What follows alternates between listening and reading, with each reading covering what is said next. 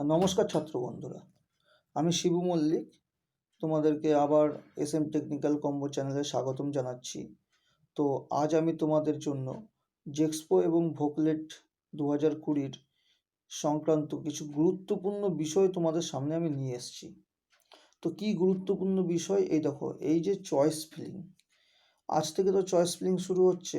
আজ 1 অক্টোবর, আজ থেকে চয়েস ফিলিংটা শুরু হচ্ছে এবং এই চয়েস ফিলিং থেকে শুরু করে সমগ্র প্রক্রিয়াটাই সমাপ্ত হতে তোমাদের যে সাবধানতা অবলম্বন করতে হবে এবং প্রত্যেকটা স্টেপে পদক্ষেপে তোমাদের কখন কি ডকুমেন্টস লাগবে, কখন কি ফি স্ট্রাকচার এবং কোন ভুলটা করলে পরে তোমরা একদম একটা ছোট্ট ভুলের জন্য অনেক ভালো র্যাঙ্ক করেও পুরো কাউন্সেলিং প্রসিডিউরটা থেকে বাইরে চলে যেতে পারো। গভর্নমেন্ট কলেজ পাওয়া তো দূরের কথা। তো এই সমস্ত ব্যাপারটাকে পুঙ্খানুপুঙ্খ চুলচেরা আমি বিশ্লেষণ করে আজকে তোমাদের কাছে নিয়ে এসেছি। আচ্ছা, কোথা থেকে বিশ্লেষণ করলাম সেটা একটু আগে তোমাদেরকে বলে নিই। দেখো, 28 তারিখে মক কাউন্সেলিং হলো, তো সেখান থেকে কিছু তথ্য পেয়েছি। তারপরে স্টেট কাউন্সিল অফ টেকনিক্যাল এডুকেশনের পক্ষ থেকে প্রিভিয়াসলি মানে আগে যে সমস্ত নোটিশগুলো দিয়েছে সেখানে তারা অনেক রকম ইনফরমেশন দিয়েছে। তো এই সমস্ত ইনফরমেশনগুলি আমি দেখো এই একটা জায়গায় কালেক্ট করে নিয়েছি, কালেক্ট করে লিখে নিয়েছি। এখান থেকে গুরুত্বপূর্ণ বিষয় যেগুলো সেগুলো কালেক্ট করে নিয়েছি এবং সেগুলো এখন আমি তোমাদের কাছে শেয়ার করব এবং প্রত্যেকটা জিনিস তোমাদেরকে আমি একটু বিস্তারিতভাবেই বুঝিয়ে দেবো, যার জন্য ভিডিওটি একটু লেন্দি হবে, একটু সময় লাগবে। কিন্তু তোমাদের কাছে আমি একটা অনুরোধ করব, তোমরা ধৈর্যহারা হবে না এবং মনোযোগ সহকারে সম্পূর্ণ ভিডিওটি স্কিপ না করে দেখো। দেখলে পরে তোমাদের অবশ্যই ভালো হবে এবং আমি এটি করেছি সম্পূর্ণটা তোমাদের ভালোর জন্যই করেছি, যাতে কিনা তোমাদের কাছে সঠিক ইনফরমেশনটা পৌঁছে দিতে পারি, যাতে কিনা তোমাদের এতটুকু পর্যন্ত ভুল না হয়। এই পুরো যে প্রসিডিউরটা আছে এই প্রসিডিউরটা চলাকালীন যেন তোমাদের দ্বারা এতটুকু ভুল না হয়, খুব সামান্য ভুলটুকুও যেন না হয়। কারণ একটা ছোট্ট ভুল কিন্তু মনে রাখবে যে তোমাদের গভর্নমেন্ট কলেজ তো পাবেই না, উপরন্ত কাউন্সেলিং প্রক্রিয়া থেকে বাইরে হয়ে যাবে। তাহলে আমি শুরু করছি। তাহলে এবার চলে আসি, আমি সবার প্রথমে কি দিয়ে শুরু করেছি দেখো, লেখা আছে এখানে, হ্যাঁ, ভর্তি প্রক্রিয়া। আর আরেকটা কথা বলে দিই, আমি ইউটিউবে খুবই নতুন, এখনও 1 মাস হয়তো হয়নি বা হয়েছে, খুবই নতুন। তো আমি আপাতত একটি ছোট্ট কোনো রকম একটি সামান্য কম ফিচার্সের একটা মোবাইল দিয়ে আমি ভিডিওগুলো শ্যুট করে থাকি। তো তোমরা একটু পাশে থাকো, যাতে কিনা আমি ভবিষ্যতে তোমাদের জন্য আরও ভালো কোয়ালিটির ভিডিও আনতে পারি। তো দেখো, একটুখানি কষ্ট করে দেখে নিও, এটা তোমাদের কাছে আমার আন্তরিকভাবে অনুরোধ রইল। তো দেখো, ভর্তির প্রক্রিয়াটি শুরু হবে মেনলি 1 তারিখ থেকে শুরু হবে, মানে আজ থেকে। তো আজ 1 অক্টোবর থেকে কিন্তু ভর্তি প্রক্রিয়াটা জেক্সপো এবং ভোকলেট উভয় ক্ষেত্রেই ভর্তি প্রক্রিয়াটা শুরু হয়ে গেল। কি দিয়ে শুরু হলো? শুরুটা হলো কিন্তু আজকে চয়েস ফিলিং দ্বারা। বোঝা গেল? মানে তোমরা তোমাদের চয়েসটা ফিল আপ করবে। স্টেট কাউন্সিল অফ টেকনিক্যাল এডুকেশনের যে ওয়েবসাইটটা দিয়েছে, সো ওয়েবসাইটে গিয়ে তোমাদের আগে নামটা রেজিস্টার করতে হবে। একটা জিনিস মনে রাখবে, তোমরা আগে তোমাদের যে অ্যাপ্লিকেশন নাম্বার বা ফর্ম নাম্বার সেটা দেবে, দেওয়ার পরে একটা ক্যাপচা দেবে, দেওয়ার পরে ঢুকে গেলে তোমাদের যে রেজিস্টার মোবাইল নাম্বারটা তুমি দিয়ে দিয়েছো আগে, সেই রেজিস্টার মোবাইল নাম্বারটা এন্টার করলেই একটা ওটিপি আসবে। সেই ওটিপিটা দিলে তুমি ঢুকে গেলে, মানে এবার ঢুকে তুমি সব কিছু তোমার চেক করে নেবে, প্রত্যেকটা জিনিস চেক করে নেবে। আর এই চেক করার জন্য আমি আগে বলে দিচ্ছি যে প্রত্যেকটা জায়গায় তোমাদের কিন্তু এডিটের অপশন থাকবে। তো সেই এডিটের অপশনে ঢুকে তোমরা চেক করবে এবং যেটা তোমাদের কাছে মনে হবে যে না, এখন আমার কাছে এই ডকুমেন্টসটা নেই, আমি আর দিতে পারবো না, সেই জায়গাটা কিন্তু তুমি এডিট করে নো করে দেবে। মানে ধরো তুমি ভেবেছিলে যে কাস্ট সার্টিফিকেটটা, শিডিউল কাস্ট বা শিডিউল টাইপ সার্টিফিকেটটা তুমি পেয়ে যাবে, কিন্তু এখনও পাওনি চয়েস ফিলিং করার আগে পর্যন্ত।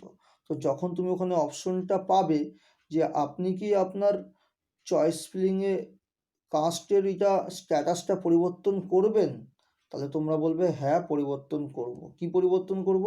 যে পরিবর্তন করে দেবা তুমি শিডিউল কাস্ট না, এই কথাটা কিন্তু ওখানে অপশনটা সিলেক্ট করে নেবা, কারণ তোমার কাছে কিন্তু এখন সার্টিফিকেট নেই। তো তুমি যদি এই ভুলগুলো করো, বা তুমি ধরো এখন তোমার কাছে সার্টিফিকেট নেই, তুমি কিন্তু ইয়েস করেই বেরিয়ে আসলে, তাহলে কিন্তু তোমার সম্পূর্ণটাই ক্যান্সেল হয়ে যাবে, তুমি কিন্তু আর কোনো কলেজে সিট পাবে না। তো এই একটা এক্সাম্পল দিয়ে আমি জাস্ট তোমাদেরকে বোঝালাম। তাই ভালোভাবে কিন্তু এটাকে তোমাদের সম্পূর্ণটা দেখে শুনে করতে হবে। হ্যাঁ, তাহলে ওইভাবে তোমরা ঢুকে গেলে, ঢুকে যাওয়ার পরে তোমরা তোমাদের চয়েস ফিলিং করবে, তোমাদের যেমন খুশি চয়েস করতে পারো। এবার একটা কথা বলে দিই তোমাদের, আমি আরেকটা শর্ট টিপস দিয়ে নিই আগে, ঠিক আছে? আজকে তো খুব পিক পয়েন্ট, তোমরা আজকে থেকেই সবাই চয়েস ফিলিং করতে শুরু করে দেবে আমি জানি।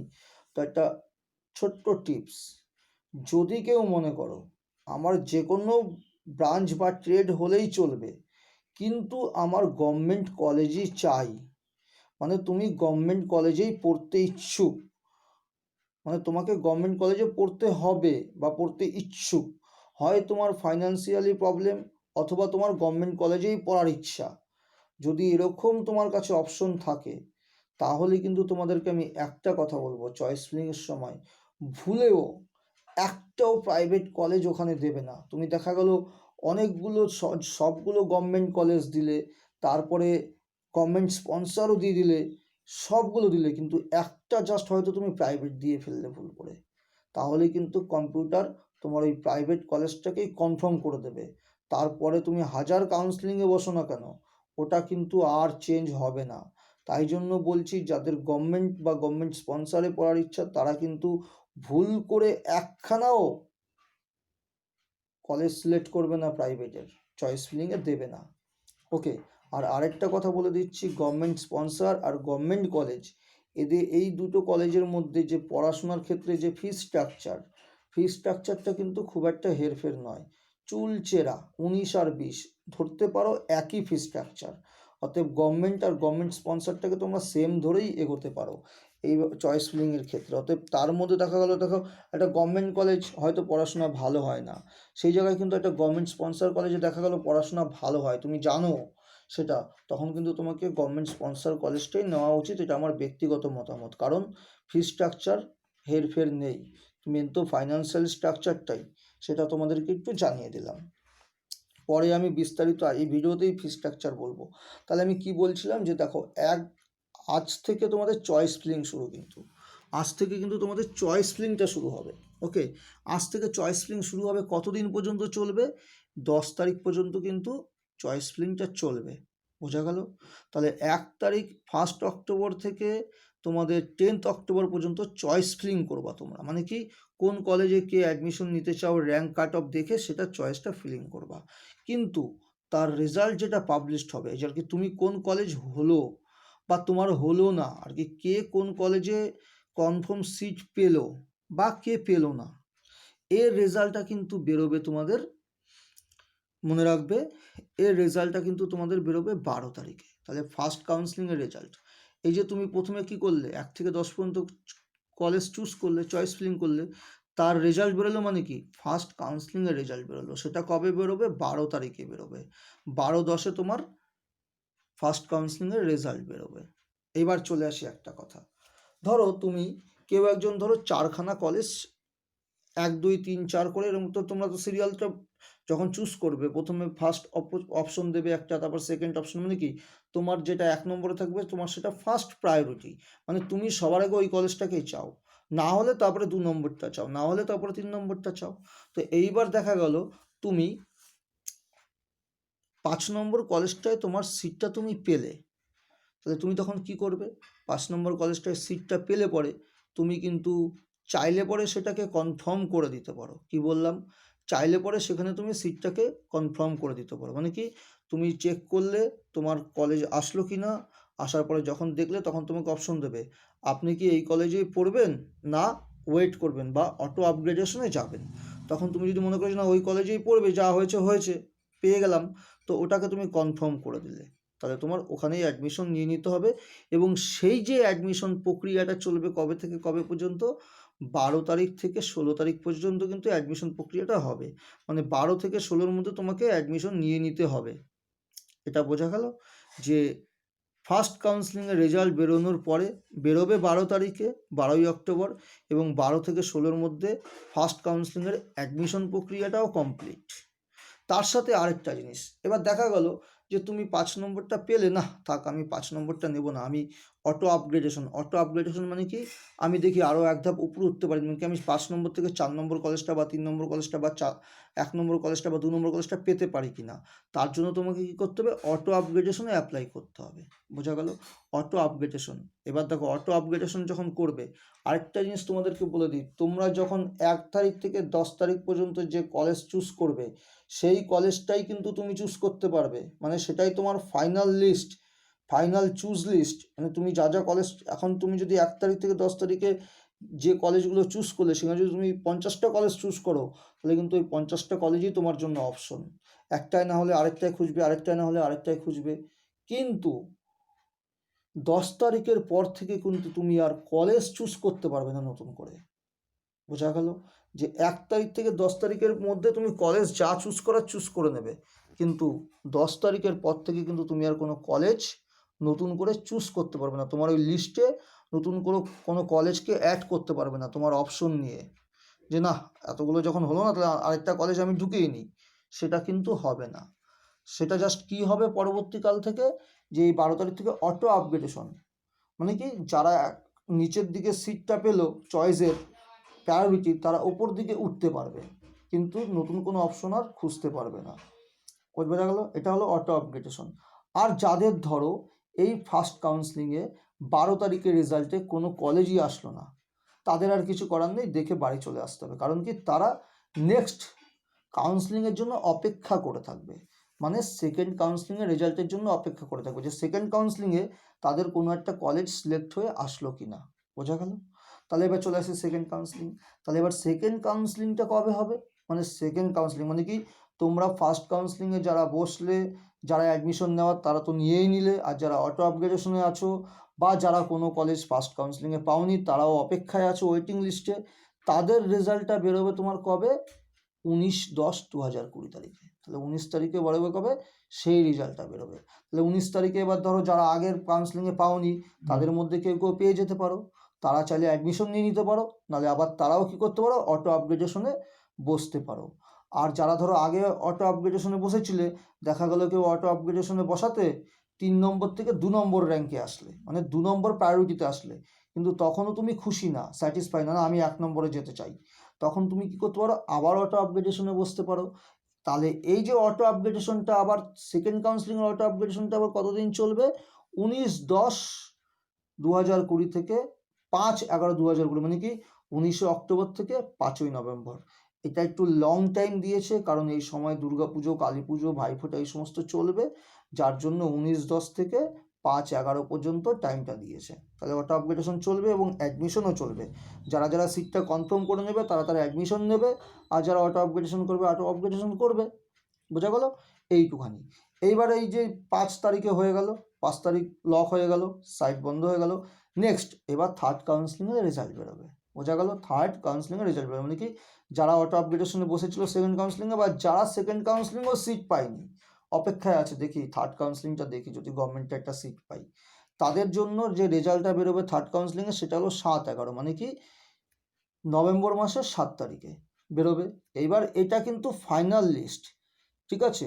দেখো এখানে লেখা আছে, দেন কি লেখা আছে এখানে, আমি লিখেছি, দেখো এখানে লিখেছি আমি, then no more counselling and auto upgradation, now finally admission in last phase of counselling, মানে কি এটা হলো কাউন্সিলিং প্রক্রিয়ার সর্বশেষ ধাপ। এরপরে আর কাউন্সিলিংও হবে না, এরপরে আর অটো আপগ্রেডেশনও হবে না। যারা যারা কলেজে কোনো না কোনো কলেজে সিট পেয়েছো, তারা সেই সিট সেই কলেজে সেই ব্রাঞ্চ নিয়ে ভর্তি হয়ে যেতে হবে, অথবা পছন্দ না হলে ভর্তি না হলেও চলবে, সেটা তোমার ব্যক্তিগত ব্যাপার। আর যারা যারা অটো আপগ্রেডেশনে বসেছো, তারাও যদি তোমার পছন্দের কলেজে উঠে আসলে র্যাঙ্কিংয়ে, মানে কি প্রায়োরিটিতে উঠে আসলে তো ভালো, নাহলে আগে যেটা ছিল সেটাতেই অ্যাডমিশন নিয়ে নিতে হবে। আর যারা হয়তো সেকেন্ড কাউন্সিলিংয়ে পাওনি, তাদের মধ্যে থেকে যদি থার্ড কাউন্সিলিংয়ে যাদের নাম লিস্টে আসলো, যারা কলেজ পেলে সবাইকেই কিন্তু এবার অ্যাডমিশন নিতে হবে, আর অটো আপগ্রেডেশনও হবে না, আর কিছুই হবে না। এবং সেই অ্যাডমিশনের ডেটটা দিয়েছে কবে থেকে কবে পর্যন্ত, 9/11/2020, মানে কি নভেম্বর মাসের 9 তারিখ থেকে নভেম্বর মাসের 12 তারিখ, এই ডেটের মধ্যেই কিন্তু এগুলো করতে হবে। তাহলে তোমরা নিশ্চয়ই আপাতত এই যে সম্পূর্ণ চয়েস ফিলিং থেকে শুরু করে কাউন্সেলিং এবং অ্যাডমিশন প্রক্রিয়াটা কোন কোন ডেটে কোন কোনভাবে হবে সেটা আপাতত তোমাদের কাছে আমি আশা করছি ক্লিয়ার করতে পেরেছি। নেক্সট আমি চলে আসছি যে ডকুমেন্টস কী কী লাগবে। চয়েস ফিলিংয়ের সময় তো তোমাদের একটা কিছু ডকুমেন্টস লাগবে না, চয়েস ফিলিংটা তো এমনি এমনি করতে গেলে হবে না। দেখো ডকুমেন্টস সবার আগে যেটা লাগবে তোমার র্যাঙ্ক কার্ড, মানে তোমাদের যে 23 তারিখে যে র্যাঙ্কটা বেরিয়েছিল, মেরিট লিস্ট বেরিয়েছিল, সেই মেরিট লিস্টের বেরোনোর পরে মেরিট লিস্টটা চেক করার পরে ওখানে কিন্তু একটা ডাউনলোড আর প্রিন্টের অপশন পেয়েছিলে, তো সেইটা ডাউনলোড করে যারা প্রিন্ট করে নিয়েছো সেটা লাগবে। আর কি লাগবে, তুমি যখন ফর্ম ফিল আপ করেছিলে জেক্সপো বা ভোকলেটের, তখন ফর্মের মধ্যে তোমার যে মোবাইল নাম্বারটা দিয়েছিলে সেই মোবাইল নাম্বারটা, সেই নাম্বারের মোবাইলটা নিয়ে যাবে, মানে ওই নাম্বারটা যেই মোবাইলে আছে, এবং ভালো মোবাইল হওয়া চাই, যাতে কোনো রকম মোবাইলে কোনো ডিসপ্লে খারাপ না থাকে, তেমন মোবাইলে ওই সিমটা ভরে সিমটাতে যাতে ইনকামিং থাকে সেইভাবে কিন্তু তোমাকে প্রস্তুত থাকতে হবে। কারণ কি, তোমার ওই মোবাইল নাম্বারে একটা ওটিপি আসবে, ওটিপি না পুট করলে কিন্তু তুমি ঢুকতে পারবে না। আর সর্বশেষে যেটা বলে দিই, বিগত বছরগুলিতেও কাউন্সেলিংয়ের জন্য একটা ফিস ধার্য করা থাকতো, কিন্তু এই বছর এই কোভিড-19 প্যান্ডামিক সিচুয়েশনের উপর বেস করে কাউন্সেলিং প্রক্রিয়া বা চয়েস ফিলিংয়ের জন্য আমাদের state council of technical education কোনো ফিস ধার্য করেননি। ওকে, তাহলে কাউন্সেলিংয়ে তোমাদের কোনো ফিস লাগছে না। কাউন্সেলিংয়ে কিন্তু আমি কিন্তু কথাটা বলছি, চয়েস ফিলিংয়ের জন্য শুধু কোনো ফিস লাগবে না। চলো এবার আমি আরেকটা জিনিস বলে দিচ্ছি, জেক্সপোতে সংরক্ষিত আসন মানে কি, কারা কারা কোটা পায়, যেটাকে কোটা বলো। দেখো জেক্সপোতে আছে কারা কারা, SC ST OBC A and B, আর ফিজিক্যালি চ্যালেঞ্জড জন্য মানে কি যারা হ্যান্ডিক্যাপ, কিন্তু 40% হ্যান্ডিক্যাপ হতে হবে তবেই কিন্তু পাবে। ফিমেল কোটা আছে, ফিমেল কোটা মানে কি, কিছু কিছু কলেজ আছে যেখানে শুধু ফিমেলরাই পড়তে পারে, সেই জায়গায় তারা ফিমেল কোটাটা পেয়ে গেল। ESW ইকোনমিক্যালি উইকার সেকশন, বোঝা গেল, ইকোনমিক্যালি উইকার সেকশনের কোটা আছে, ঠিক আছে, মানে কি যারা নাকি অর্থনৈতিক দিক থেকে খুবই পিছিয়ে আছে তারা পাবে একটা কোটা, তাদের কোটা কত, 10% কোটা আছে। আর এক্স সার্ভিসম্যান, এটা গভর্নমেন্ট রুলের উপর ভিত্তি করে। এক্স সার্ভিসম্যান মানে কি, ধরো তোমার এক্স সার্ভিসম্যান মানে এখানে এক্স সার্ভিসম্যান বলতে কিন্তু শুধু যারা মিলিটারিতে চাকরি করতো, মিলিটারি BSF-এর চাকরি করতো, তাদের বাবা ফ্যামিলির কেউ, বা তুমি যদি নিজেও চাকরি করে থাকো সেই ক্ষেত্রে কিন্তু তুমি এলিজেবল। তোমার কিন্তু অন্য কেউ চাকরি করলে, অন্য কোনো জব করলে কিন্তু হবে না, জাস্ট মিলিটারি চাকরি করতে হবে। ওকে, এখানে কিন্তু এগুলো উল্লেখ করেই বলে দিয়েছে, এবং সেটা মক কাউন্সেলিংয়ের সময় বলে দিয়েছে ভালোভাবে বিস্তারিত। তোমরা যারা তোমরা যদি মনে করো যে না আমি এগুলো ভুল বলতে পারি, তোমরা কিন্তু মক কাউন্সেলিংয়ের স্টেট কাউন্সিল অফ টেকনিক্যাল এডুকেশনের যে আপলোডের যে ভিডিওটা তাদের অফিসিয়াল ইউটিউবের চ্যানেলে এখনও আপলোড করা আছে, সেটা তোমরা গিয়ে সেখানে শুনে নিতে পারো, এবং সেটা তোমরা পাবে। আমি জাস্ট এই ভিডিওটার আগে একটা মক কাউন্সেলিংয়ের উপর ভিডিও করেছিলাম, সেই ভিডিওর ডেসক্রিপশন বক্সের লিঙ্কে তোমরা পেয়ে যাবে, সেখানে গিয়ে তোমরা ওই স্টেট কাউন্সিল অফ টেকনিক্যাল এডুকেশনের যে অফিসিয়াল যে ইউটিউব চ্যানেল, সেখানে আপলোডেড ভিডিওটা মক কাউন্সেলিংয়ের উপরে তোমরা শুনে নিতে পারো, দেখে নিতে পারো। ওকে, এবার চলে আসি LLQ। LLQ মানে কি, ল্যান্ড লুজার। LLQ মানে ল্যান্ড লুজার কোটা। ল্যান্ড লুজার কোটা মানে কি, যাদের ধরো বিভিন্ন সরকারি প্রজেক্টের জন্য, বিভিন্ন সরকারি কাজের জন্য, বা জনসাধারণের হিত সাধনের জন্য গভর্নমেন্ট যাদের থেকে জমি নিয়েছে, জমি অধিগ্রহণ করেছে, সোজা কথা বলতে গেলে তাদেরকে জমি অধিগ্রহণ করে একটা সার্টিফিকেট দেয়, সেটা হলো ল্যান্ড লুজার সার্টিফিকেট। তো এই ল্যান্ড লুজার সার্টিফিকেট যাদের আছে তাদের জন্য আছে 5% কোটা, বোঝা গেল। এইগুলো হলো সংরক্ষিত আসন। ওকে, এটা কার, জেক্সপোর ক্ষেত্রে। আর ভোকলেটের ক্ষেত্রে কিন্তু এত কিছুর সংরক্ষণ নেই, ভোকলেটে শুধু SC ST এবং ফিজিক্যালি চ্যালেঞ্জ যারা আছে তারাই সংরক্ষিত আসন, মানে কি তারা কারা কোটা পাবে, SC ST এবং ফিজিক্যালি চ্যালেঞ্জ বা হ্যান্ডিক্যাপদের জন্যই কিন্তু এই কোটার জন্য, মানে SC ST এবং ফিজিক্যালি চ্যালেঞ্জ, এই 3টে কোটার জন্যই কিন্তু ভোকলেটের সিট সংরক্ষিত আছে, বাদবাকিরা কিন্তু ভোকলেটের জন্য এলিজেবল নয়, মানে কি ভোকলেটের জন্য তারা অ্যাপ্লাই করতে পারবে না, বোঝা গেল, তারা কিন্তু ভোকলেটে অ্যাপ্লাই করতে পারবে না, এটা হলো একটা কথা। আচ্ছা, নেক্সট আমি চলে আসছি, এবার দেখো যে এবার ডিস্ট্রিক্ট কোটাটা কি। ডিস্ট্রিক্ট কোটাটা কি? ডিস্ট্রিক্ট কোটাটা হলো গিয়ে দেখো, এই যে তুমি ধরো ওয়েস্ট বেঙ্গলে থাকো, তো ওয়েস্ট বেঙ্গলে যে গভর্নমেন্ট কলেজে এই কোটাগুলো কিন্তু সব গভর্নমেন্টের জন্য, গভর্নমেন্ট কলেজ বা গভর্নমেন্ট স্পন্সরের ক্ষেত্রে আমি বলছি। ধরো এই যে তুমি ওয়েস্ট বেঙ্গলে থাকো, তুমি ওয়েস্ট বেঙ্গলে থাকো বলে টোটাল যদি ধরো 100টা সিট থাকে, আমি পার্সেন্টেজের জন্য 100 কথাটা বলছি, বোঝা গেল? এটা জাস্ট অ্যাজামশন ধরে নেবে। টোটাল যদি 100খানা সিট থাকে, তার 80% স্টেট কোটা, যেহেতু তুমি 80% সিটের জন্য এলিজেবল কেন? কারণ তুমি ওয়েস্ট বেঙ্গলে থাকো বলে। আর বাদ বাকি কি, ধরো যারা 24 পরগনা ডিস্ট্রিক্টে থাকো, তারা 24 পরগনা ডিস্ট্রিক্টের যে কটা কলেজ আছে সব কটা কলেজের 100% সিটের জন্যই এলিজেবল, যদি তোমার র্যাঙ্ক হয়, বোঝা গেল? 100% সিট। কারণ কি, তুমি ওয়েস্ট বেঙ্গলে থাকো, 80% তোমার চলে গেল কি স্টেট কোটার জন্য, রাজ্য কোটা। আরেকটা হলো 20% ওই ডিস্ট্রিক্টে থাকো বলেও 20%, তার মানে কি তোমার 100% কোটা কিন্তু প্রত্যেকটা ডিস্ট্রিক্টের ছেলে মেয়েদের, প্রত্যেকটা নিজের নিজের ডিস্ট্রিক্টের কলেজগুলিতে তাদের 100% কোটা, কিন্তু অল ওভার ওয়েস্ট বেঙ্গলে 80% কোটা, নিজের ডিস্ট্রিক্ট বাদ দিয়ে। এটা বোঝা গেল নিশ্চয়ই district quota.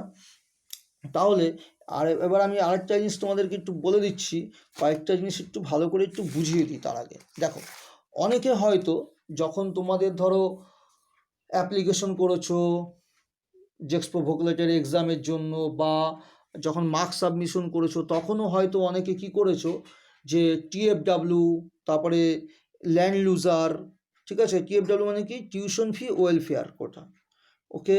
Economically weaker section মানে কি ইডাব্লিউএস, ল্যান্ড লুজার কোটা এলএলকিউ, এই সমস্ত কোটা, বা এসসি এসটি ওবিসি, এই ফিজিক্যালি চ্যালেঞ্জড, এগুলো দিয়ে কিন্তু হয়তো তোমরা অ্যাপ্লাইটা করে দিয়েছো। কিন্তু এখন যদি তোমাদের কাছে সার্টিফিকেট না থাকে, এই প্রত্যেকটা যে কটা বললাম অরিজিনাল সার্টিফিকেট যদি না থাকে, তোমরা কিন্তু এটাই লাস্ট চান্স পাবে। না থাকলে ওখানে জানিয়ে দেবে যে নেই, জানিয়ে দেবে নেই, বোঝা গেল? আরেকটা কথা মনে রাখবে, যে ধরো, কারণ কি, যদি তুমি এখন না জানাও না, তোমার অ্যাডমিশন প্রক্রিয়াটা পরবর্তীকালে ক্যান্সেল হয়ে যাবে। তুমি এখন জানলে পরে কি হবে, তোমার র্যাঙ্কটাকে ওরা সেভাবে অটোমেটিক তৈরি করে নেবে যে তোমার র্যাঙ্কটা এই কোটা না থাকলে কি হতে পারে, সেই বেসে তোমাকে একটা কলেজ যদি তোমার আসে তোমায় দেবে, আদারওয়াইজ দেবে না। কিন্তু তুমি ধরো জানালে না, কিন্তু যখন তোমার অ্যাডমিশন হবে তখন কিন্তু তোমাকে এই সমস্ত সার্টিফিকেটগুলো অরিজিনালি দিতে হবে, জমা দিতে হবে। তখন তুমি দিতে না পারলে কি হবে, তোমার অ্যাডমিশনটা পুরো ক্যান্সেল হয়ে যাবে, পুরো ক্যান্সেল মানে তোমাকে পুরো কাউন্সিলিং থেকে বের করে দেবে। তাই জন্য বারবার বলছি, একটা ভুল কিন্তু সব শেষ। তো যেগুলো না থাকবে, যেই সার্টিফিকেট, সেগুলো কিন্তু একবারই এডিট করে বলে দেবে, ওখানে এডিট অপশন আছে, ওখানে তোমাদেরকে প্রত্যেকটা রেসপেক্টে একটা করে স্ট্যাটাস দেবে, আপনি কি স্ট্যাটাস বদলাতে চান, এবার হ্যাঁ বলবে বদলাতে চাই, তারপরে গিয়ে যদি সার্টিফিকেট থাকে, তাহলে সার্টিফিকেট থাকলে আর বদলাবে না, ঠিক আছে? সার্টিফিকেট থাকলে, ধরো আগে তুমি হ্যাঁ বলেছো, সার্টিফিকেট আছে, এখনও তোমার কাছে আছে, তাহলে তোমার বদলানোর প্রয়োজন নেই। কিন্তু তুমি আগে হ্যাঁ বলেছো, আছে, কোটায় আছো, কিন্তু তোমার কাছে এখন সার্টিফিকেট নেই, সেক্ষেত্রে তোমাকে গিয়ে বলতে হবে, হ্যাঁ বদলাবো বলে বলতে হবে, no, I am not eligible for this quota. এটা কিন্তু ওখানে অপশন পেয়ে যাবে, সেগুলো সিলেক্ট করে নেবে।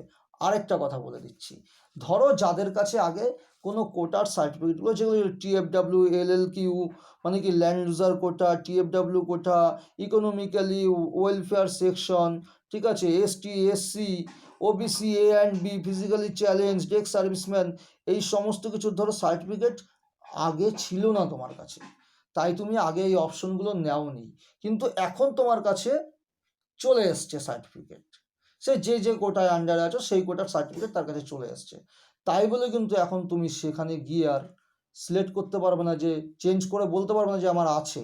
একটা জিনিস মনে রাখবে, তার মানে কি দাঁড়ালো, যেটা নেই সেটা তুমি না বলতে পারবা, যেটা নেই সেটা তুমি না বলে বেরিয়ে আসতে পারবা, কিন্তু যেটা তুমি এখন পেয়েছো সেটা তুমি আর জানাতে পারবা না, বোঝা গেল? যেটা নেই সেটা তুমি না বলতে পারবা, কিন্তু যেটা তুমি এখন পেয়েছো সেটা কিন্তু আর এখন তুমি বলতে পারবা না। মানে কি, দেখো, ইয়েস থাকলে নো করতে পারবা, মানে ইয়েস ছিল, এখন নো করে দিতে পারবো, তোমার কাছে সার্টিফিকেট নেই, বাট নো ছিল, এখন কিন্তু আর ইয়েস করতে পারবো না। কারণ কি বলতো, তুমি যদি ইয়েস করে দাও, তোমার কাছে সার্টিফিকেট থাকা সত্ত্বেও আছে বলে এখন তুমি ইয়েস করলে, তাহলে তো তোমার র্যাঙ্কটা পুরো ঘেটে যাবে না? তো তোমাকে এখন কি করে র্যাঙ্ক দেবে কোটায়? আবার সব তো তৈরি হয়ে গেছে, তাহলে পুরো সিস্টেমটাই পুরো বিগড়ে যাবে। তো যার জন্য কি, এখন যদি আগে নো করে থাকো, এখন আর নতুন করে ইয়েস করা যাবে না। কিন্তু আগে ইয়েস করা থাকলে এখন নতুন করে তুমি নো বলতে পারবা। কারণ কি, যেটা তোমাদের ভালোর জন্য করা হয়েছে, যাতে কাউকে অ্যাডমিশন থেকে বের না করে দিতে হয়, কারো জন্য অ্যাডমিশনটা বাতিল না হয়ে যায়।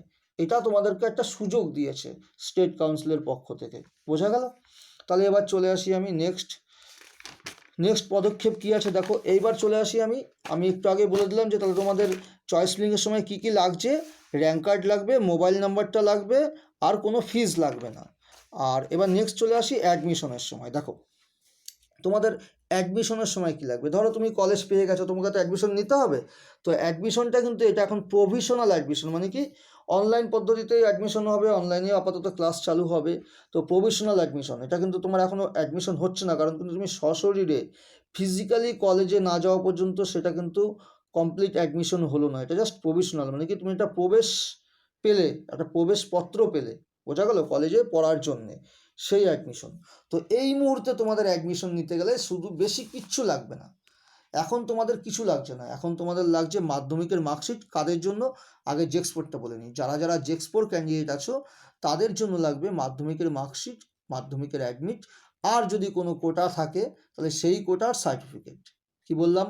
মাধ্যমিকের মার্কশিট, অ্যাডমিট, কোনো কোটা থাকলে সেই কোটার সার্টিফিকেট, আর তোমার র্যাঙ্ক কার্ড। বোঝা গেল? এই কটা জিনিস তোমাকে কি করতে হবে, এই কটা জিনিস তোমরা যেই কলেজে পাবে সেই কলেজে একটা মেল পাঠিয়ে দেবে, বা তুমি যখন কলেজটাকে সিলেক্ট করে দেবে, ডান করে দেবে, তোমার ওখান থেকে একটা পেপার বেরিয়ে আসবে। বোঝা গেল? এবং সেখানে কলেজের ইমেল আইডি যাবতীয় সব লেখা থাকবে।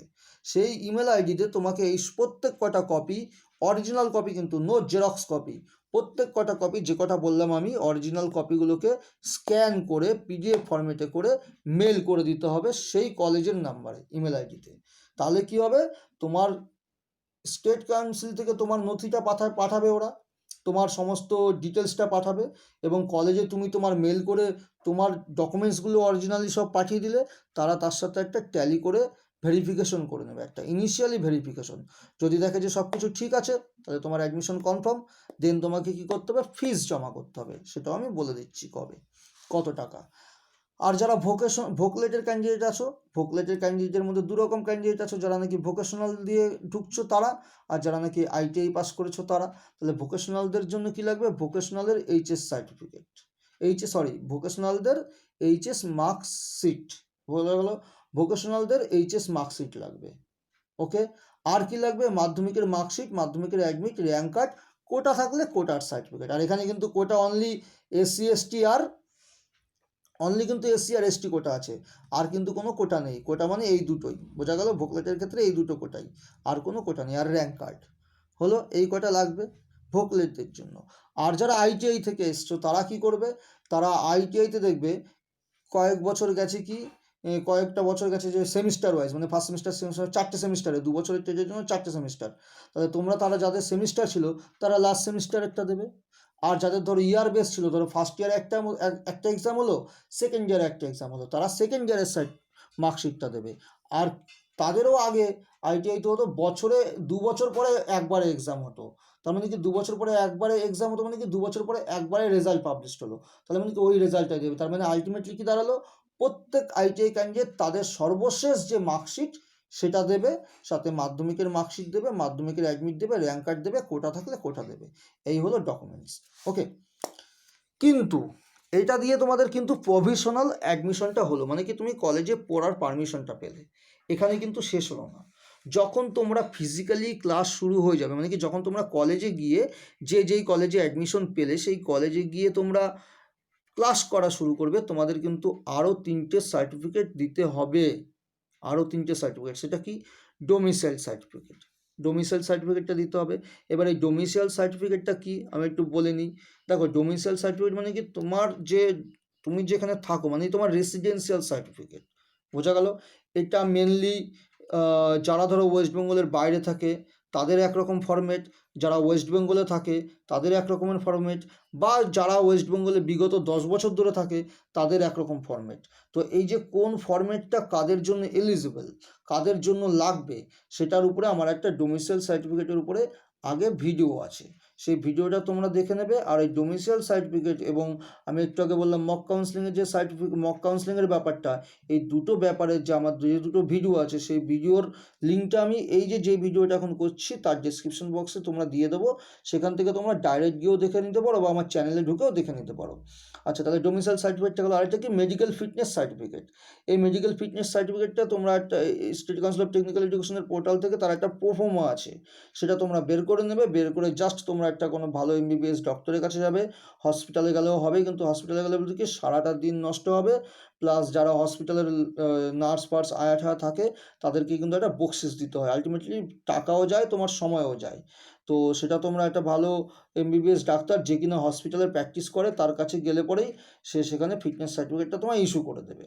আরেকটা কি আছে, anti ragging affidavit. Anti ragging certificate মানে কি তোমার বয়ানে একটা হবে আর তোমার প্যারেন্টসের বয়ানে একটা, মানে পিতামাতার বয়ানে একটা হবে যে তুমি র্যাগিং করবে না, কারণ র্যাগিংটা খুব গুরুতর অপরাধ বলে এখন গণ্য করা হয়। তাহলে এই তিনটে জিনিস, বা তোমরা যখন কলেজে অ্যাডমিশন নিয়ে নেবে এই তিনটে জিনিসের উপরে তোমাদেরকে, তুমি যেই কলেজে পড়বে, যেই কলেজেই পড়ো সেই কলেজ থেকে তোমাদের একটা প্রপার গাইডেন্সও দিয়ে দেবে এই তিনটে সার্টিফিকেটের উপরে। তো সেই ক্রাইটেরিয়া মেনটেন করে তোমরা তখন জমা দেবে, কারণ এখন কোভিড-19 প্যান্ডামিকের সিচুয়েশন, এখন তোমরা এই সার্টিফিকেটগুলো চাইলেও হয়তো জোগাড় করতে পারবে না। তোমরা ছাত্রছাত্রী, তোমরা দেশের ভবিষ্যৎ, সেই কথা চিন্তা করে কিন্তু স্টেট কাউন্সিল এই তিনটে জিনিস এখন স্থগিত রেখেছে। মানে এই তিনটে ডকুমেন্টস তোমাদের এখন লাগবে না। লাগবে কখন? যখন কলেজে ফিজিক্যালি ক্লাস শুরু হয়ে যাবে। ওকে, এই গেল তোমাদের সার্টিফিকেটের কথা। এবার চলে আসি আমি ফিস। Admission fees. বোঝা গেল? Admission fees. দেখো, তুমি ধরো কোনো কলেজের সিটটা তোমার কনফার্ম হয়ে গেল, তোমাকে তো অ্যাডমিশন নিতে হবে। তো অ্যাডমিশন ফিসটাকে মেনলি দুটো স্ট্রাকচারে ভাগ করা হয়েছে, গভর্নমেন্টটা আর গভর্নমেন্ট স্পন্সরেরটা আগে বলে নিচ্ছি আমি। ওকে, এখন যেটা বলছি গভর্নমেন্ট এবং গভর্নমেন্ট স্পন্সর, আমি আগেই বলেছিলাম দেখো ভিডিও শুরুতে, গভর্নমেন্ট আর গভর্নমেন্ট স্পন্সরের কোনো ডিফারেন্স নেই ফিস স্ট্রাকচারে। তাহলে দেখো, গভর্নমেন্ট আর গভর্নমেন্ট স্পন্সরের ক্ষেত্রে কি হচ্ছে, টিউশন ফি প্রতি মাসে 50 টাকা, টিউশন ফি প্রতি মাসে 50 টাকা, আর আদার্স পড়ছে প্রতি মাসে 35 টাকা। তাহলে পার মান্থ কত পড়ছে? 85 টাকা, মানে 85 টাকা। তাহলে সেটাকে যদি তুমি 12 দিয়ে গুণ করো তাহলে 12 মাসেরটা পেয়ে যাবে না? 12 মাসে 920 টাকা। এই 920 টাকা থেকে 1200 টাকার মধ্যে ধরো কোনো কোনো কলেজে যদি ড্রেস থাকে, তাহলে সেটা তো ড্রেসের খবরটা তো এখন অনলাইনে বলে দেবে, তো সেই ড্রেসের টাকাটাও ধরে নেবে। হয়তো ধরো এই 920 থেকে 1500 টাকার মধ্যে তোমাদের কিন্তু গভর্নমেন্ট আর গভর্নমেন্ট স্পন্সরে কমপ্লিট হয়ে যাচ্ছে 1 বছরের কোর্স ফি। বোঝা গেল টোটালটা? ওকে, এবার চলে আসি প্রাইভেট কলেজ। প্রাইভেট কলেজের কি হচ্ছে, টিউশন ফিস তোমার 1500 টাকা প্রতি মাসে, আর আদার্স 1000 টাকা, সেটা কম বেশি হতে পারে। আদার্স যেটা আছে 1000 টাকার থেকে একটু কমও হতে পারে, বেশিও হতে পারে, তবে বেশিরভাগ ক্ষেত্রেই বেশিই হয়। কম বলে কিন্তু কম হয় না, এটা একদম ধ্রুব সত্য কথা আমি তোমাদেরকে বলে দিচ্ছি। এটা আমার নিজস্ব ব্যক্তিগত অভিজ্ঞতার থেকে বলছি যে আদার্সটা কম হয় না, আদার্সটা বেশিই হয়। তো সেই হিসাবে আমি যদি আদার্সটা 1000ই ধরি, তাহলে আমার পার মান্থ কত হচ্ছে? 2500 টাকা। সেই হিসাবে 1 বছরে হয় কত? 30,000 টাকা। এটা হলো তোমাদের প্রাইভেটের জন্য, প্রাইভেট কলেজের জন্য, বা সেলফ স্পন্সার যেগুলো আছে সেগুলোর জন্য। এবার সবশেষে একটা কথা বলে দিচ্ছি যে এটা কিন্তু সবার জন্যে, দুটো কোটা বাদে সবার জন্য এই ফি স্ট্রাকচার। কাদের জন্য এই ফি স্ট্রাকচার না? TFW এবং EWS, মানে কি ইকোনমিক্যালি উইকার সেকশন এবং TFW সেকশন, ঠিক আছে? এই দুটো সেকশনের ক্যান্ডিডেটের জন্য কিন্তু এই ফি স্ট্রাকচার না, কিন্তু তাদের কিন্তু পুরোটাই ডিসকাউন্ট হবে না, কিন্তু পুরোটাই বাদ যাবে না। তাদের ক্ষেত্রে শুধু গভর্নমেন্ট এবং প্রাইভেট বোথ কলেজের ক্ষেত্রে শুধু টিউশন ফিসটা বাদ যাবে। তাহলে TFW আর EWS সেকশনের জন্য এই সমস্ত ক্যান্ডিডেটের জন্য কি হচ্ছে তোমাদের, তাহলে শুধু তোমাদের টিউশন ফিসটাই বাদ যাচ্ছে, কিন্তু গভর্নমেন্টের ক্ষেত্রে আর প্রাইভেটের ক্ষেত্রে। আপনি কি গভর্নমেন্টের ক্ষেত্রে তোমাদের কত টাকা বাদ যাচ্ছে? প্রতি মাসে 50 টাকা। আর প্রাইভেটের ক্ষেত্রে তোমাদের কত টাকা বাদ যাচ্ছে, মানে প্রাইভেট কলেজে ভর্তি হলে প্রতি মাসে 1500 টাকা, এইটুখানি বাদ যাচ্ছে। বোঝা গেল? তাহলে বাদ বাকিটা তোমরা হিসাব করে নিতেই পারবে যে এই টাকাটা বাদ দিলে প্রাইভেটে পড়তে গেলে কীরকম খরচা হতে পারে। এবার চলে আসি যে অটো আপগ্রেডেশন। আমি একটু অনেকক্ষণ আগে বলছিলাম না যে তুমি সিটটা নিতেও পারো অথবা অটো আপগ্রেডেশনে যেতে পারো। এবার দেখে নাও, ধরো তুমি একটা কোনো কলেজে তোমার সিট, তুমি ধরো সাপোজ তোমার একটা কোনো কলেজে ধরো বিড়লা ইনস্টিটিউট অফ টেকনোলজিতে তুমি সিট পেয়ে গেলে। তুমি কাউন্সিলিংয়ে দেখলে যে ফার্স্ট কাউন্সিলিংয়ের রেজাল্ট বেরোলো, তুমি দেখলে তোমার বিআইটিতে, বিড়লা ইনস্টিটিউট অফ টেকনোলজিতে তুমি একটা সিট পেয়ে গেছো মেকানিক্যাল ব্রাঞ্চে। তা তোমার ওই সিটটা পছন্দ হয়ে গেল, না আমি এখানে পড়বো, তার মানে কি তুমি সিটটা কনফার্ম করছো। তাহলে এই সিট কনফার্ম করতে গেলে ফার্স্ট টাইমই, তখন তোমাকে সিট কনফার্ম করতে গেলে তোমাকে 500 টাকা পে করতে হবে। তাহলে সিট কনফার্মেশনের জন্য প্রথমে পে করলে কত, 500 টাকা। ওই 500 টাকা দিয়ে তোমার সিটটা তুমি কনফার্ম করে নিলে, কারণ তুমি আর অন্য কোনো অপশনে যাচ্ছ না, আপগ্রেডেশনে যাচ্ছ না। যখন তুমি আপগ্রেডেশনে না যাবে তখন কিন্তু তোমার সিট কনফার্ম করার জন্য 500 টাকা পে করতে হবে, সেটা অনলাইন পেমেন্ট, সেটা তোমরা ফোনপে, গুগল পে, এই যেগুলো আছে এগুলো দিয়ে তোমরা পেমেন্ট করবা। ওকে, এটা হলো 500 টাকা গেল। আর যদি তুমি ওই সিটটা তোমার না পছন্দ হয়, বা তুমি চাও যে তোমার প্রায়োরিটিটা একটু উপর দিকে চেষ্টা করে দেখতে হয় কিনা, মানে অটো আপগ্রেডেশনে যেতে, সেই ক্ষেত্রে কিন্তু তোমাকে 1000 টাকা পে করতে হবে। আচ্ছা, আরেকটা কথা বলে নিই, যে সিট কনফার্মের জন্য যে 500 টাকা তুমি পে করবে, এটা কিন্তু নন রিটার্নেবল, মানে কি এটা কিন্তু তুমি আর ফেরত পাবে না। এই 500 টাকাটা ফেরত পাবে না, কারণ তুমি 500 টাকা দিয়ে সিট কনফার্ম করলে তারপরে যে ফিস, যে ডকুমেন্টস, সেগুলো কলেজে সাবমিট করে, সেই যেই কলেজে অ্যাডমিশন নেওয়া সেই কলেজের ফিসটা তুমি পাঠিয়ে দিয়ে তুমি তো কলেজে অ্যাডমিশন নিয়ে নিলে, 500 টাকা দিয়ে সিট কনফার্ম করে অ্যাডমিশন নিলে, তার মানে কি তোমার ওটা আর রিফান্ড হবে না। কিন্তু অটো আপগ্রেডেশনের জন্য 1000 টাকা, সেটা কিন্তু পরবর্তীকালে তুমি রিফান্ড পেয়ে যাবে। পরবর্তীকালে মানে কি, ওই ধরো তোমাদের রেজিস্ট্রেশন, তুমি ভর্তি হয়ে গেলে কলেজে, রেজিস্ট্রেশন হয়ে গেল, তারপর তুমি কিন্তু সেটা ওই কলেজ থেকে তুমি রিটার্ন পেয়ে যাবা। এবং সেটা বিস্তারিত কিছু এখনও বলেনি যে কিভাবে রিটার্ন পেতে হয়, তো সেটা পরবর্তীকালে যখন যদি জানতে পারি আমি তোমাদের একটা ভিডিও বানিয়ে সব বলে দেবো। তো অটো আপগ্রেডেশনে তাহলে তোমার কত লাগলো, 1000 টাকা। এই অটো আপগ্রেডেশনটা কিন্তু টোটালটা কিন্তু 1000 টাকা কিন্তু না, এখানে 500 টাকা। তুমি ধরো একটা সিট পেয়েছো, তো সেই সিটটা তো তোমার রাখতে হবে তোমার জন্য, সেই সিটটা তোমার জন্য রাখবে, রেখে অন্যগুলো চেষ্টা করা হবে। তাহলে তার জন্য ওই রাখার জন্য 500, আর চেষ্টা করবে যে খুঁজবে উপরে ওঠার জন্য, তার জন্য 500, সব মিলিয়ে 1000। এবার দেখা গেল সেকেন্ড ফেজে তুমি, সেকেন্ড ফেজেও তোমার পছন্দ হলো না, তুমি আবার অটো আপগ্রেডেশনে বসবে, আবার কিন্তু তোমাকে সেই 1000 টাকা দিতে হবে। ঠিক আছে, তো আলটিমেটলি যখন সিট কনফার্ম করবে তোমাকে আবার কত দিতে হবে, 500 টাকা। তার মানে কি, তুমি কিন্তু যত আপগ্রেডেশনে যাবে তত তোমার একটা করে 1000 টাকা ঢুকবে, আর সিট কনফার্ম হলে পরে লাস্ট যাবে 500 টাকা। বোঝা গেল? তার মানে কি, তুমি যদি দুবার অটো আপগ্রেডেশনে বসো তাহলে তোমার যাবে টোটাল 2500 টাকা। দুবারের আপগ্রেডেশনের জন্য 1000 করে 2000, আর যখন তুমি সিটটা কনফার্ম করে দেবে, লক করে দেবে যে আমি এখানে অ্যাডমিশন নেব, তার জন্য 500 টাকা। ওকে, তাহলে এই হলো তোমাদের অটো আপগ্রেডেশনের ফিজের ব্যাপারটা গেল। এবার আরেকটা জিনিস আমি বলে দিচ্ছি, তোমরা যে কলেজে অ্যাডমিশন পাবে সেই কলেজে তোমরা টাকাটা দেবে কি করে। তোমাদের তো একটা ফিস জমা দিতে হবে অ্যাডমিশন নিতে গেলে না, ডকুমেন্টস পাঠালে তো আমি বলে দিলাম যে ইমেল করে দেবে। আর যে তোমাদের অ্যাডমিশন ফিসটা সেই কলেজে তোমরা কি করে পাঠাবে, সেটাও তোমাদের কিন্তু সেখানে গিয়ে পাঠাতে হবে না। স্টেট কাউন্সিল বলেই দিয়েছে সেখানে তোমাদের সেটা গিয়ে পাঠাতে হবে না। তোমরা যখন সিটটা লক করে দেবে যে আমি এখানে অ্যাডমিশন নেব, ডান করে দেবে, ওই 500 টাকা দিয়ে সিটটা বুক করে দেবে, তখন তোমাদের একটা অ্যালটমেন্ট বেরোবে। সেই অ্যালটমেন্টে তোমাদের যেই কলেজে ভর্তি হয়েছে সেই কলেজের অ্যাকাউন্ট নাম্বার, অ্যাকাউন্ট ডিটেলস দেওয়া থাকবে, এবং সেই অ্যাকাউন্ট ডিটেলসের সাথে তোমার কত টাকা দিয়ে অ্যাডমিশন নিতে হবে সেটাও উল্লেখ করা থাকবে। অতএব সেই অ্যামাউন্টটা দেখে তুমি সেই অ্যাকাউন্ট নাম্বারে এনইএফটি বা আরটিজিএস করে দেবে। আচ্ছা, আরটিজিএস আর এনইএফটি করলে কী হবে, তুমি কিন্তু একটা করে রিসিপ্ট কপি পাবে ব্যাংকে থেকে। তাহলে তোমাকে কি করতে হবে, তুমি যে ডকুমেন্টসগুলো দিয়েছিলে, যে ডকুমেন্টসগুলো সাবমিট করেছিলে ভর্তির জন্য, তার সাথে কিন্তু এই ব্যাংকের যে রিসিপ্ট কপিটা, এটাও তোমাদেরকে ওই অ্যাডমিশনের সময় দিতে হবে। তাহলে তোমাদের অ্যাডমিশনের সময় কী কী ডকুমেন্টস লাগছে, যারা জেক্সপো আছো, মাধ্যমিক মার্কশিট, মাধ্যমিক অ্যাডমিট, কোটা থাকলে কোটার সার্টিফিকেট, র্যাঙ্ক কার্ড, আর ব্যাংকের আরটিজিএস বা এনইএফটির রিসিপ্ট কপি, এই সব কটা মিলিয়ে তোমরা মেল করে দেবে, তাহলেই তোমাদের অ্যাডমিশন হয়ে গেল। আর ভোকেশনালদের ক্ষেত্রেও সেই একই, ভোকলেটদের ক্ষেত্রে ভোকেশনালের মার্কশিট অথবা আইটিআই লাস্ট মার্কশিট, মাধ্যমিকের মার্কশিট, মাধ্যমিকের অ্যাডমিট, র্যাঙ্ক কার্ড, কোটা থাকলে এসসি এসটি কোটা থাকলে তার সার্টিফিকেট, আর যে তুমি পেমেন্টটা করেছো বা যে ফিসটা জমা দিয়েছো অ্যাকাউন্ট নাম্বারে ওই কলেজের, যে কলেজে তুমি ভর্তি হচ্ছ বা ভর্তি হওয়ার জন্য সিটটা বুক করেছো, বা তোমার যে কলেজে কনফার্ম হয়েছে সেই কলেজের অ্যাকাউন্ট নাম্বারে যে আরটিজিএস বা এনইএফটিটা করছো তার রিসিপ্ট কপিটার ছবি, এগুলো সব কিন্তু পাঠিয়ে দিলে তোমাদের ভর্তি প্রক্রিয়াটা কমপ্লিট হয়ে যাবে। বোঝা গেল?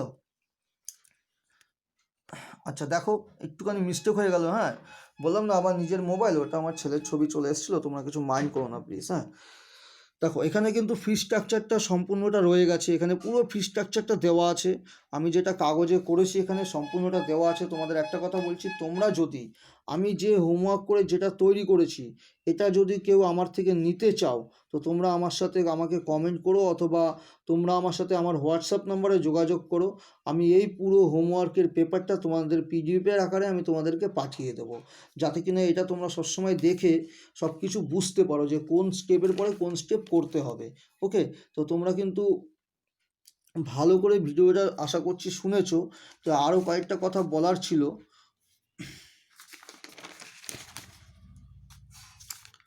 দেখো এবার আমি এইখানে কিন্তু আমাদের মোটামুটি আমার ভিডিওটি শেষের পর্যায়ে চলে এসছে। দেখো এবার হলো টিএফডাব্লিউটা কি অ্যাকচুয়ালি। টিএফডাব্লিউটা আমি একটু সংক্ষেপে বলে নিই। দেখো টিএফডাব্লিউর জন্য কারা কারা এলিজেবল, মনে রাখবে যাদের ফ্যামিলি ইনকাম 2019-20 সালে 2,50,000 টাকার কম তারাই কিন্তু অ্যাপ্লিকেবল। কারণ সার্টিফিকেটে কিন্তু লেখা থাকবে যে তুমি কত সালের রেসপেক্টে এই টিএফডাব্লিউ সার্টিফিকেটটা পেয়েছো। তো যারা 2019-20 সালের ফ্যামিলি ইনকাম 2.5 লাখের কম আছে তারা অ্যাপ্লিকেবল। ল্যান্ড লুজার কারা অ্যাপ্লিকেবল হবা, যাদের বাবা অথবা মায়ের ল্যান্ড ইউজার সার্টিফিকেট থাকবে। কাকা, পিসি, পিসেমশাই, মামা, দাদু এদের থাকলে হবে না।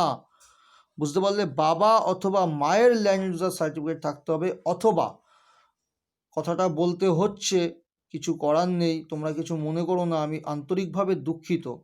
যারা ধরো যাদের বাবা মা কেউ নেই, ঠিক আছে, তাদের ক্ষেত্রে যে লিগ্যাল গার্জেন, মানে কি তোমার বাবা মার পরিবর্তে তোমার যে গার্জেন আছে, হ্যাঁ অফিসিয়ালি যে তোমার গার্জেন আছে, সেই গার্জেনের ল্যান্ড ইউজার সার্টিফিকেট থাকলেও চলবে। বোঝা গেল, বাবা মার অপরিবর্তে। এটা একটা কথা গেল। আরেকটা কথা হলো সাম ইম্পর্টেন্ট ইনফরমেশন। আমি সবশেষে আরেকটা ইনফরমেশন তোমাদেরকে দেবো। This is last chance to correct your data. মানে কি, এই যে চয়েস ফিলিং করার সময়টাই কিন্তু তোমার ডেটা কারেকশন করার সর্বশেষ সময়। তাই যেই ডকুমেন্টস তোমার কাছে না থাকবে সেটা পরিবর্তন করে নাও, আর জানিয়ে দাও যে নেই। কারণ এর পরে চয়েস ফিলিংয়ের পরে না কোনো কলেজকে আর ভেতরে তুমি তোমার লিস্টে যোগদান করাতে পারবে যে না আমি ওই কলেজ হয়নি, যখন ওই কলেজটা বাকি আছে ওই কলেজটা জুড়ে দিই না, সেটা হবে না। তুমি কোনো কারেকশন করতে পারবে। যদি কোনো রকম ভুল ভ্রান্তি থাকে তাহলে কিন্তু তোমার অ্যাডমিশনটা ক্যান্সেল হয়ে যাবে। এটা আমি আপাতত বললাম। তো আমি আবারও বলছি, যদি তোমাদের কারো আমি যে হোমওয়ার্কটা করেছি সেটা যদি কারো প্রয়োজন থাকে, তোমরা আমার সাথে নির্দ্বিধায় হোয়াটসঅ্যাপে যোগাযোগ করবে। আমি এটা সম্পূর্ণ পিডিএফের আকারে রেডি করে রেখেছি, তোমাদেরকে আমি দেওয়ার জন্যই করেছি। তোমাদের যাতে কোনো রকম ভুল ত্রুটি না হয়, তোমরা যাতে সবাই ভালো পছন্দের গভর্নমেন্ট কলেজ পাও, সেই জন্য কিন্তু আমি এটা অনেক পরিশ্রম করে করেছি। কিন্তু একটা ব্যাপারে আমি খুব দুঃখিত যে আমার ভিডিও কোয়ালিটিটা অত ভালো নয়, সাধারণ একটা মোবাইল দিয়ে আমি ভিডিওগুলো করে থাকি। তো সেই ব্যাপারে তোমরা একটুখানি কম্প্রোমাইজ করে নেবে প্লিজ। আর আরেকটা কথা হলো গিয়ে, দেখো ওয়েবসাইটটা বন্ধ ছিল, যার ফলে চয়েস ফিলিংয়ের আমি হোমওয়ার্কটা শুরু করে দিয়েছি, মানে পেপার ওয়ার্কটা শুরু করে দিয়েছি যে কোন র্যাঙ্কে কোন কলেজ নিলে পরে চুজ করলে পরে তোমাদের সুবিধা হবে। তো আমার পরবর্তী ভিডিও কাল বা পরশুর মধ্যেই আসবে ওই চয়েস ফিলিংয়ের উপরে। তো তোমরা আশা করছি সেই ভিডিওটাও দেখবা। আর সবশেষে আর বেশি কিছু বলবো না, তোমাদের অনেক মূল্যবান সময় আমি নিয়ে নিলাম। শুধু একটাই কথা বলবো, যদি ভালো লাগে ছোট্ট করে একটি লাইক করে দিও, চ্যানেলটা সাবস্ক্রাইব করো, আর প্রচুর প্রচুর বন্ধুদের মধ্যে শেয়ার করো, যাতে কিনা ভবিষ্যতে এরকম ভিডিও বানানোর আরও অনুপ্রেরণা পাই। আর তোমরা আমার পাশে থেকো। আর সবাই এই প্যান্ডামিক সিচুয়েশনে সুস্থ থেকো, ভালো থেকো। নমস্কার।